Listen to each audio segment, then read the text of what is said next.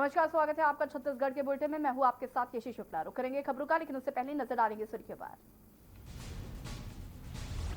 विश्व प्रसिद्ध 12 ज्योतिर्लिंगों में से एक उज्जैन के महाकालेश्वर मंदिर के शरण मामले को लेकर सुप्रीम कोर्ट ने अपना फैसला सुना दिया। कोर्ट ने शरण को रोकने की मांग वाली याचिका पर सुनवाई करते हुए बघेल सरकार ने व्यवसायियों को दी बड़ी राहत।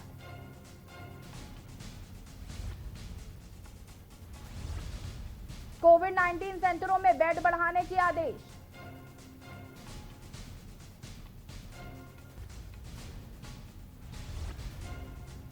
धमतरी में मिसाल बना दिव्यांग छात्र।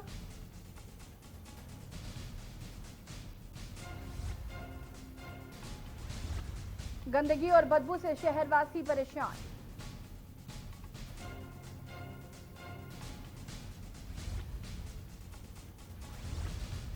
फिर बना कोरोना का नया रिकॉर्ड।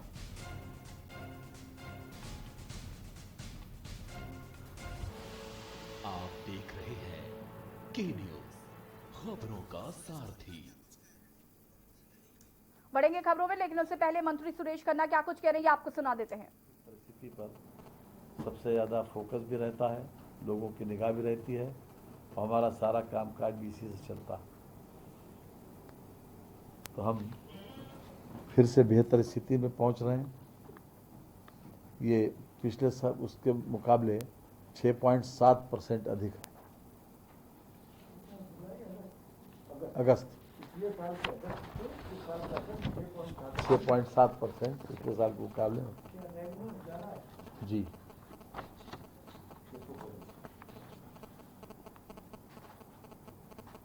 जे अगस्त 2019 में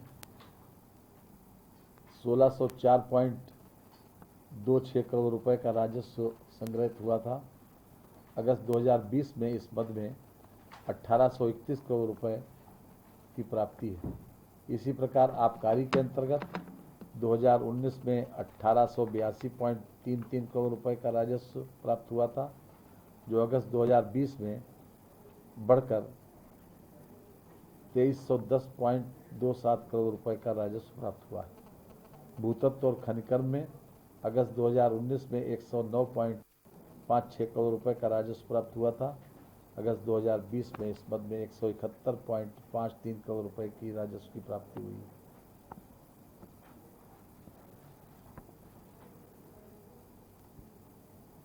है। स्टाम्प और निबंधन में अगस्त 2020 में 1301.92 करोड़ रुपए तथा परिवहन में 431.91 करोड़ रुपए का राजस्व प्राप्त हुआ। ये कुछ फिगर्स थी जिसके ऊपर विशेष रूप से लोगों की निगाह रहती है, तो इसी के संबंध में आज आपको अवगत कराया। साथ ही साथ जो हमारा कोरोना का जो स्थिति चल रही है, वो भी हमारा प्रदेश उत्तर प्रदेश के दूसरे राज्यों से काफ़ी बेहतर स्थिति में है। आज भी इस 23-23.5 करोड़ लोगों की आबादी वाले इस प्रदेश में हमारे 56,459 केसेस हैं और जिसमें से 3616 ही जिसमें मृतक दर्शाए गए। ये एक मिनट तो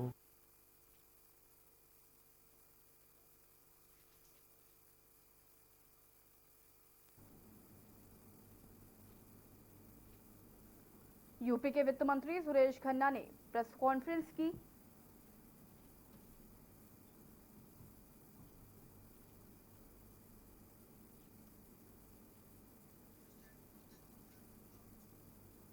और अब बढ़ेंगे खबरों में। कोरोना काल में भले ही सरकारें लगातार गाइडलाइन जारी कर रही हैं और लोगों को बचाने की कोशिश कर रही हैं, लेकिन स्वास्थ्य अधिकारी अपने कारनामों से बाज नहीं आ रहे हैं। धमतरी के मसीहा अस्पताल के जनरल वार्ड में ही कोविड के पॉजिटिव मरीज को रख दिया गया। हालांकि कोविड पॉजिटिव महिला की मौत हो गई और अब स्वास्थ्य अधिकारी सफाई देने में लगे हुए हैं। देखिए के बीच कोरोना के मरीज कैसे जीतेंगे हम कोरोना की जंग। मसीही अस्पताल डीसीएच की लापरवाही।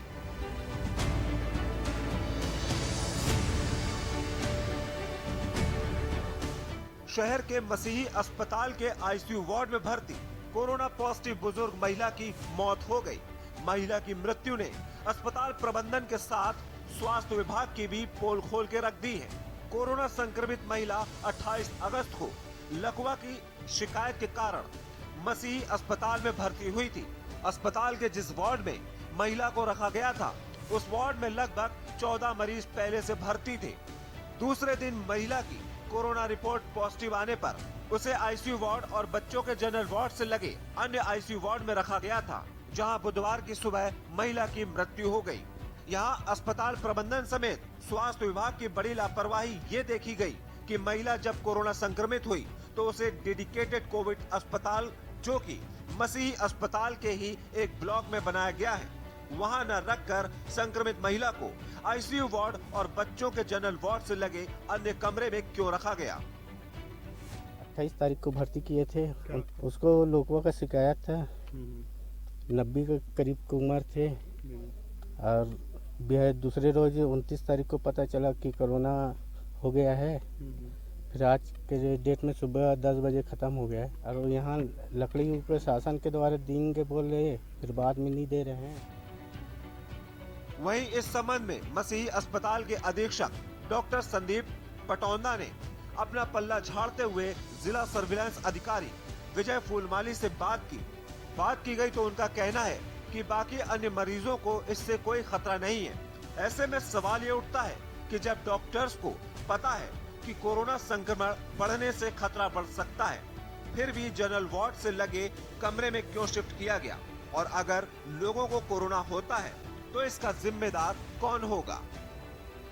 स्पेशल डेस्क के न्यूज इंडिया।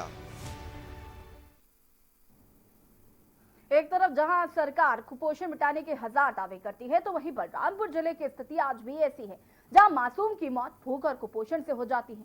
सरकार कुपोषण मिटाने के चाहे कितने भी दावे कर ले, मगर इसकी हकीकत बयां करने के लिए बलरामपुर जिले का एक गांव ही काफी है। देखिए रिपोर्ट। मामला है बलरामपुर जिले के दुरंचल गांव भगवानपुर खास का, जहां 1-2 साल के बच्चे की भूख और कुपोषण से मौत हो जाती है। बच्चे की मां की मृत्यु पहले ही हो जाने के कारण बच्चा अपने नाना के यहाँ रहता था, जिसके नाना भीख मांगकर उसका भरण पोषण करते थे। मगर विडंबना तो देखिए, उनके पास ना तो खाने के लिए राशन था, ना पीने के लिए पानी। उन्हें अभी तक राशन कार्ड का लाभ तक नहीं मिल सका और ना ही रहने को प्रधानमंत्री आवास। वहीं अगर गांव की सरपंच पार्वती उइके की माने तो ये सारी पंचायत सचिव की गलती है, जिसकी वजह से उनके नाना का अभी तक राशन कार्ड नहीं बन सका। राशन कार्ड वगैरह आप लोग का नहीं बना हुआ है? नहीं बनाना है। काहे नहीं के बना? बात कर रहे हैं सरपंच सचिव से? तो क्या बोली? बना दो इस बच्चे की फीवर था और बच्चा बाद में चला कि पेचिश हुआ घर आने के बाद बच्चे को। तो ऐसा सुनने में भी आ रहा है कि इनका राशन कार्ड वगैरह नहीं बना हुआ है, ऐसी बात है क्या? हाँ, राशन कार्ड इनका नहीं है। तो एक तरह से कुपोषण से भी मृत्यु माना जा सकता है? हाँ, कुपोषित था। 2 साल का बच्चा था, 4.5 किलो का वजन था। 2 साल के बच्चे का वजन 4.5 किलो जी, यानी कुपोषित था बच्चा जी। उनका वो थोड़ा उल्टी दस्त था सर। हाँ, तो जब डेट हुआ ना, उसके सुबह उसके बिहान दिन मेरे घर गए थे, तो बोले कि नहीं वो लड़का डेट हो गया ऐसे करके। तो मैं बोली कि मेरे को पैसा मांग रहे थे, तो मैं बोली मेरे पास पैसा नहीं है, चावल ले जाइए। तो मैं अपने घर से 10 किलो चावल दी। इसके बाद मैं बोली कैसे हुआ, तो बोले कि नहीं उल्टी दस्त था, दवाई वही नहीं करवाई। तो बोले कि नहीं मैं ले गई थी हॉस्पिटल में, तो डेट हो गया। वहीं जब हमने गांव में पूछताछ की तो पता चला कि बच्चे का अभी तक ग्राम के किसी भी आंगनवाड़ी केंद्र में नाम तक नहीं है, जिससे उसे सरकार के सुपोषण अभियान का लाभ भी नहीं मिल पा रहा था। जब हमने इसमें वाड्राफ नगर के महिला एवं बाल विकास परियोजना अधिकारी महेश मरकाम से बात की, तो उन्होंने बताया कि इस संबंध में इतना जानकारी नहीं है, बच्चा कमजोर था इतना बताया गया है। स्वास्थ्य विभाग से मेरी जानकारी के अनुसार ये है कि बच्चे का वजन लगभग 4.5 किलो था, जबकि बच्चा 2 साल का था। तो और एक चीज़ और है सर कि वहाँ किसी भी आंगनबाड़ी केंद्र में बच्चे का नाम नहीं था सर।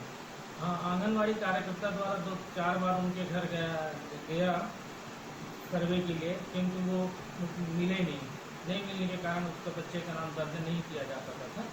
और आंगनबाड़ी की कार्यकर्ता की लापरवाही के कारण उसके ऊपर कार्रवाई करें। वहीं जब हमने इस मामले में बाड्राफ नगर के बीएमओ डॉक्टर गोविंद सिंह से बात की तो उन्होंने बताया कि और बच्चा कमजोर था बहुत पहले से भी, क्योंकि कुपोषित ये लोग बता रहे हैं, और उसका वजन भी बहुत ज़्यादा कम था, तो उस वजह से भी बच्चे की तबीयत जो है गड़बड़ होती रही है। क्योंकि बच्चे की उम्र कितनी थी लगभग? बच्चे की उम्र थी 2 साल। और उसका वजन कितना था? वजन जो ये लोग बता रहे हैं 4.5 किलो बता रहे हैं, तो 4.5 किलो तो मेरे ख्याल से नहीं रहा होगा, लेकिन कुछ ज़्यादा रहा होगा। लेकिन एक्चुअल में 2 साल के बच्चे का जो वजन होता है वो 10-15 के बीच में रहता है। इस पूरे मामले में बाड्राफ नगर एसडीएम का कहना है कि ऐसा बात मेरे भी संज्ञान में आया था, बट जैसे हमको आंगनवाड़ी कार्यकर्ताओं से हमने बात किया तो उन्होंने बताया कि हाँ बच्चे का वजन जो है वो कम था औसत से। क्या सकती है? ऐसा पुष्टि अभी तो नहीं किया जा सकता, ठीक है, और जो भी जांच होगा उसमें जांच में सर बच्चे के गार्जियन का राशन कार्ड भी अभी तक नहीं बनाया सर। हाँ, राशन कार्ड बनाने में ये दिक्कत था कि चूंकि उनके पास ना ही आधार कार्ड था ना ही बैंक अकाउंट था, जिसके कारण उनका राशन कार्ड नहीं बनाया है। लेकिन कल ही हमारे द्वारा निर्देश दिया गया है कि तत्काल में उनका आधार कार्ड और बैंक अकाउंट खुलवाया जाए और 2 दिन के अंदर में उनका राशन कार्ड जारी किया जाए। हालांकि प्रशासन कई तरीके की बात कर रहा है, मगर एक बच्चे की कुपोषण से मौत हो जाना सरकार के दावों पर पलीता लगाने के लिए काफी है। प्रशासन चाहे तो अब कितनी भी कार्रवाई कर ले, मगर एक बच्चे की मौत की कीमत नहीं चुका सकता। बलरामपुर से के न्यूज के लिए गुलाब ताज की रिपोर्ट। खबर कोरबा के कटघोरा से है, जहां एक और कोरोना काल चल रहा है तो लोगों को आर्थिक दिक्कतों का सामना करना पड़ रहा है।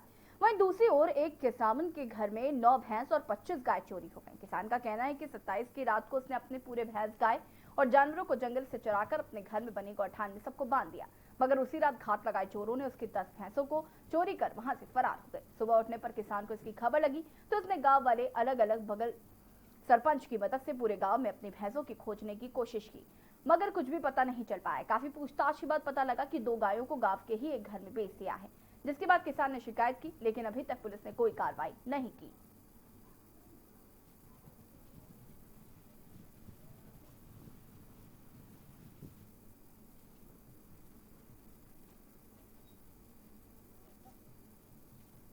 मेरा भैंस चोरी हो गया है 28 जून को, जो कि इधर खोजते खाते में भटकते भटकते परेशान हो गया, और एक ठो पड़वा मेरा यहाँ सीपत पारा मिला हुआ है, और उसको मैं पुलिस प्रशासन को आकर सूचना दिया हूँ और रिपोर्ट दर्ज भी किया हूँ कि मेरा माल एक यहाँ मिला हुआ है, और वहाँ साहब लोग जा भी रहे हैं। ये लालपुर तरफ 10 नग मवेशी चोरी हुआ था।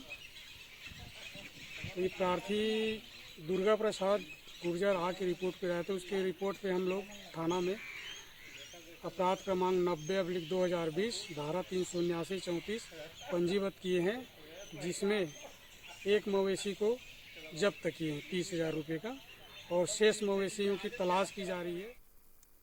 भारत में गुरुवार सुबह जारी कोरोना वायरस के आंकड़ों ने अभी तक के सारे रिकॉर्ड ध्वस्त कर दिए हैं।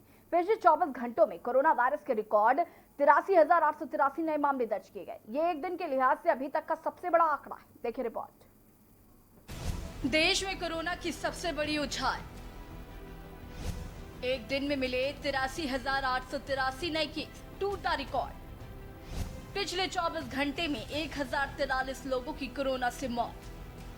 कोरोना के 11,70,000 से ज्यादा टेस्ट। कुल संक्रमितों की संख्या 38,48,000 के पार। भारत में गुरुवार सुबह जारी कोरोना वायरस के आंकड़ों ने अभी तक के सारे रिकॉर्ड ध्वस्त कर दिए हैं। पिछले 24 घंटे में कोरोना वायरस के रिकॉर्ड 83,883 नए मामले दर्ज किए गए। ये एक दिन के लिहाज से अभी तक का सबसे बड़ा आंकड़ा है। इसी के साथ कुल कोरोना संक्रमितों की संख्या 38,53,407 हो गई है, जिसमें से करीब 8,15,000 केस अभी भी एक्टिव हैं। महाराष्ट्र में कोरोना संक्रमितों की संख्या 8,08,000 के पार हो चुकी है। वहीं आंध्र प्रदेश में मरीजों की संख्या 4,45,000 के करीब है। स्वास्थ्य और परिवार कल्याण मंत्रालय के मुताबिक देश में पिछले 24 घंटे में कोरोना वायरस के 11,70,000 से ज्यादा टेस्ट किए गए। दुनिया भर के देश के आंकड़ों को देखें तो संक्रमितों की तादाद 2,59,00,000 के पार पहुंच गई है। वहीं इस बीमारी ने 8,61,000 से ज्यादा लोगों की जिंदगी छीन ली है। अमेरिका में कोरोना से बीमार मरीजों की संख्या 62,57,000 के पार पहुंच गई है। वहीं ब्राजील में कोरोना मरीजों की संख्या 39,52,000 से ज्यादा है। जारी किए गए कोरोना के आंकड़े, देश में अब तक कोरोना मरीजों की कुल संख्या 38,53,407 है। कोरोना से मरने वालों की संख्या 67,376 है।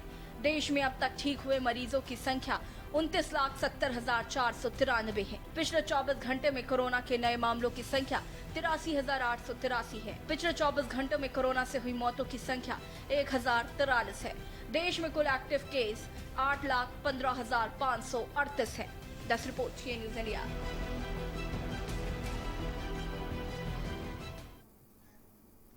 और अब बात करते हैं छत्तीसगढ़ की, जहां कोरोना वायरस का कहर जारी है।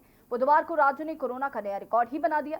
स्वास्थ्य विभाग के आंकड़ों के मुताबिक राज्य में 1,916 रिकॉर्ड मामले दर्ज किए गए। इस बढ़ती रफ्तार से कुल संक्रमित लोगों की संख्या 35,330 पहुंच गई है।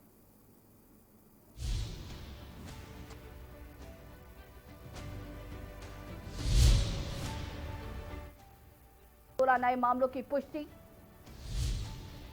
कोरोना से अब तक 299 मरीजों की मौत। प्रदेश में कुल एक्टिव केस की संख्या 16,811। सबसे ज्यादा मामले राजधानी रायपुर से 674। कोरोना केसों का कुल आंकड़ा 33,017। मंजिल उन्हीं को मिलती है जिनके सपनों में जान होती है। पंखों से कुछ नहीं होता, हौसलों से उड़ान होती है। ये कहावत चरितार्थ होती है धमतरी जिले के ग्राम भेसंडर से रहने वाले दिव्यांग बच्चे पर, जिसके जन्म के समय से ही हाथ और पैर नहीं है, फिर भी वो अपने काम बखूबी कर लेता है। दिखाते हैं आपको इस बच्चे के हौसले की उड़ान और दूसरों के लिए नजीर देती तस्वीरों को।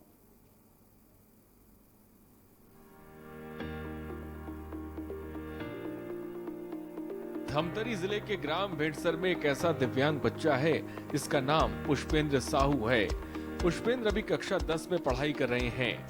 आपको बता दें कि पुष्पेंद्र के जन्म से ही दोनों हाथ पैर नहीं हैं, लेकिन पुष्पेंद्र ने खुद को कभी दूसरों से कम नहीं समझा। पुष्पेंद्र के दोनों हाथ पैर न होने के बाद भी वह बहुत ही बेहतर ढंग से नहाने धोने, खाना खाने, लिखने का काम और साइकिल और मोबाइल चला लेते हैं। पुष्पेंद्र रोज करीब 5 किलोमीटर तक साइकिल चलाते हुए अपने घर से बठेली स्कूल जाते हैं। दिव्यांग बालक पुष्पेंद्र का कहना है कि हाथ पैर नहीं होने से थोड़ी तकलीफ जरूर होती है, लेकिन दुनिया में आए हैं तो हमें दूसरों पर निर्भर नहीं होना चाहिए। जो स्वस्थ व्यक्ति कर सकता है उसको मैं भी कर सकता हूँ। जैसे सुबह उठकर ब्रश घसता हूँ, नहाता हूँ, स्कूल जाता हूँ। स्कूल में साइकिल में जाता हूँ। मैं भैंसा से भथरी जाता हूँ पढ़ने के लिए 3 किलोमीटर। जो स्वस्थ आदमी कर सकता है उसको मैं भी कर सकता हूँ, लेकिन तकलीफ होता है। जो स्वस्थ आदमी सब कुछ कर लेता है, जैसे खाना खा लेता है, साइकिल चला लेता है, वो मैं भी कर सकता हूँ। पुष्पेंद्र के पिता का कहना है कि पुष्पेंद्र का बचपन से ही पढ़ाई की तरफ रुझान था। पुष्पेंद्र 9वीं की पढ़ाई पूरी कर चुके हैं और वे अब 10वीं में हैं। पिता वीरेश्वर को अपने बेटे पर गर्व है और अपने निजी और अन्य कामों के लिए दूसरों पर निर्भर नहीं रहता। वहीं पुष्पेंद्र के हुनर को देखकर गांव के लोग भी तारीफ करने से नहीं थकते। उनका कहना है कि समाज को पुष्पेंद्र से प्रेरणा लेनी चाहिए। पुष्पेंद्र बिना हाथ पैर के भी अपने आप को कहीं भी असहज महसूस नहीं करते। जो स्वस्थ आदमी, नॉर्मल आदमी है, जोन काम कर सकते वो काम पुष्पेंद्र कर सकते। वो सुबह अपन उठते, ब्रश करते, नहाते, नल में नहा लेते घर में, नहीं फिर तालाब से नहा के आ जाते। और वो नहा खोर के तैयार होके स्कूल जाते। स्कूल में अपन पढ़ाई करते, लिख लेते, मोबाइल भी चलाते, साइकिल भी चलाते।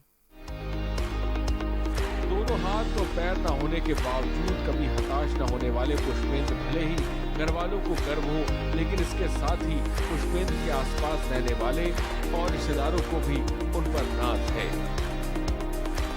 स्पेशल डेस्क के न्यूज इंडिया। और फिलहाल यहाँ पे वक्त हो गया एक छोटे से ब्रेक का, जल्द हाजिर होंगे।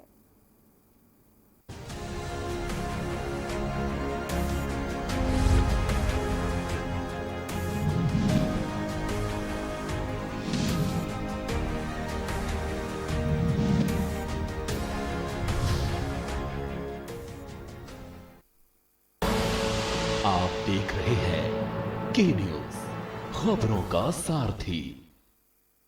खुदी को आजमाया है तो ये अंदाज आया है, खुदी को आजमाया है तो ये अंदाज आया है। तुम में भी मैं हूं, शुद्ध प्लस पान मसाला।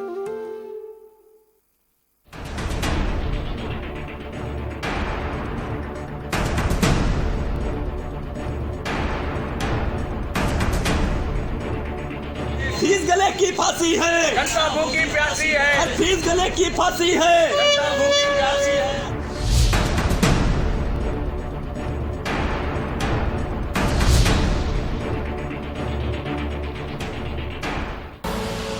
आप देख रहे हैं के न्यूज, खबरों का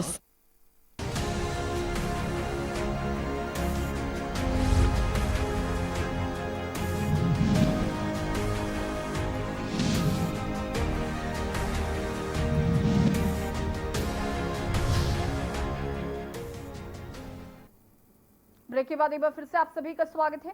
कोरोना काल में एक और जहां जिले की पुलिस कोरोना संक्रमण की रोकथाम, हिस्ट्री ट्रेसिंग और कोविड प्रोटोकॉल के परिपालन में जुटी हुई है, तो दूसरी ओर सड़क हादसों को रोकने और वाहन चालकों को मोटरयान नियमों का पालन कराने हेतु भी पुलिस के शीर्ष अफसर से लेकर माथाद कर्मी प्रयासरत हैं। बात करें ऊर्जाधानी में सबसे ज्यादा हादसों के लिए कुख्यात कटघोरा अंबिकापुर हाईवे की, तो यहाँ टोटल लॉकडाउन के बाद फिर से दुर्घटनाएं घटित होने लगी।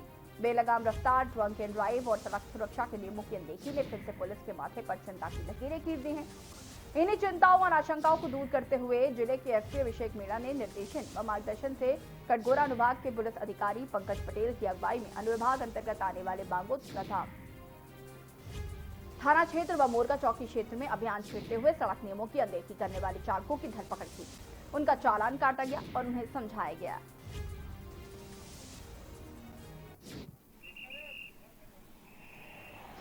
जो है बांगो मोरगा नेशनल हाईवे में विगत कुछ दिनों में जो है वाहन दुर्घटना की संख्या में इजाफा हुआ है। तो मूलतः जो है यह देखा गया है कि ज्यादातर एक्सीडेंट के पीछे ओवर स्पीड ही एक प्रमुख कारण रहा है।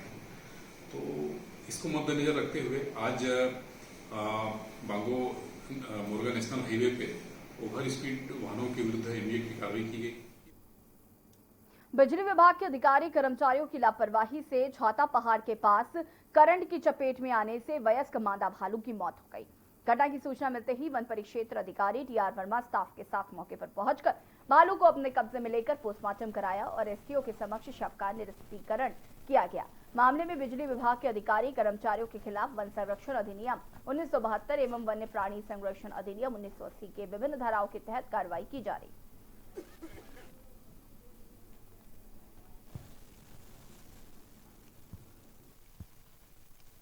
क्षेत्र का जो महाराजी आर्य सर्किल है उसमें छाता पहाड़ इलाके में आज सुबह एक भालू के विद्युत करंट के चपेट में आकर मरने की सूचना प्राप्त हुई थी, जिसमें कार्रवाई की गई। भालू का पोस्टमार्टम कराया गया तथा इसमें विद्युत विभाग की लापरवाही सामने आई थी। इसमें भारतीय वन संरक्षण अधिनियम 1972 की धारा 9, 50, 51 के तहत तथा वन संरक्षण अधिनियम 1980 की धारा 2 और 3 के तहत अपराध पंजीबद्ध कर आगे विवेचना की जा रही है। गरियाबंद जिले के देवभोग विकासखंड के ग्राम पंचायत सचिव को किसी सरकारी मदद की जरूरत है, पर आज तक कोई सुध लेने नहीं पहुंचा। पिछले 5 साल से गंभीर बीमारी के चलते खटिया पकड़ लिए सचिव बाबूलाल चक्रधारी के परिवार मदद के लिए सरकार से गुहार लगा रही है। परिवार का सामने भरण पोषण के लाले पड़े हैं, तो वहीं उनकी पत्नी और बच्चे मदद के लिए कोई मर्तबा सरकारी दफ्तर के चक्कर काट चुके हैं, लेकिन अभी तक उनके हाथों में निराशा ही हाथ लगी। जी हाँ, ये वही पंचायत का सिपाही है जिसे जनपद पंचायत के सीईओ विनय अग्रवाल ने मानवता को दरकिनार कर जनवरी 2017 से नो वर्क नो पेमेंट कर दिया। 7 जुलाई 2015 से बिस्तर पकड़ लिया और सचिव का चूल्हा ससुराल की मदद से जल रहा है। वहीं पत्नी और 2 बच्चों को कभी कभी भूखे पेट ही सो जाना पड़ता है। इस गंभीर बीमारी के चलते इलाज के लिए लगने वाली मोटी रकम के एवज में जमीन भी बिक गई। वहीं मार्केट का 7 लाख रुपए का कर्ज भी मत्थे चढ़ गया। बाबूलाल ऐसा कोई भी अस्पताल नहीं होगा जहां पर अपना इलाज ना करवाने पहुंचे हों। अब वो उसका परिवार शारीरिक, मानसिक और आर्थिक रूप से थक चुका है। वहीं इसके बीवी बच्चों को अब भी आस है कि कोई सरकारी मदद मिल जाएगी, लेकिन अभी तक उन्हें निराशा ही हाथ लगी। अंचल के सभी नेता के आश्वासन के सिवा अभी तक कुछ भी नहीं मिला।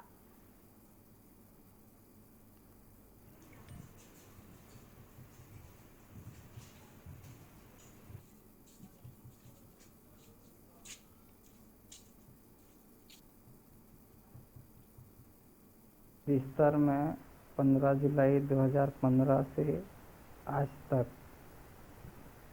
बिस्तर में लेटा हूँ। प्रारंभिक में मुझे मलेरिया हुआ था।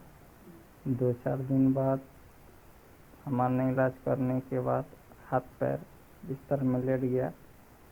उसके बाद इलाज हेतु परिवार द्वारा मुझे रायपुर बालाजी हॉस्पिटल में शिफ्ट किया गया। पोषण दूसरे के द्वारा किया जा रहा है। भाई, मेरा भाई है, बनी करके भरण पोषण कर रहा है। आप लोगों के माध्यम से इस संबंध में जानकारी प्राप्त हुई है मुझे, और जैसा जानकारी प्राप्त हुआ है हम लोग नियम के अनुसार जो भी कार्य करना है उसके लिए जो भी हमसे मदद बनेगा वो हम करेंगे। साथ में हम जनपद के सीओ से भी चर्चा करेंगे कि किस वजह से 5 साल से वो नौकरी पे नहीं आ रहा है, या उसकी सैलरी नहीं बन रही है, या उसकी परिस्थिति इस प्रकार से खराब क्यों हुई है, क्या कारण है। उसकी फाइल को निकालेंगे और हम देखेंगे कि किस वजह से वो इतनी परेशानी में है। इसके संबंध में अभी आप लोग के माध्यम से ज्ञात हुआ है कि पिछले 5 साल से जो है उनका स्वास्थ्य खराब है, और यहाँ से चूँकि इसके संबंध में पूरा डिटेल्स जानकारी नहीं है, फिर भी मैं अभी अपने अभिलेखों से जो है दिखवाता हूँ, और ज़्यादा होगा तो हम जो है स्वयं भी जाएंगे उनके पास कि क्या परिस्थिति है, और जो भी परिस्थिति जो होगा यथो संबंध जो शासन के जो नियम अनुसार उसको जो राहत दे सकते हैं वो निश्चित रूप से हमारे तरफ से जो है उनकी राहत जो है वो शासन के नियम अनुसार उसको करेंगे। छत्तीसगढ़ के बुलेटिन में फिलहाल इतना ही। देखते रहिए कि न्यूज़ एरिया। नमस्कार।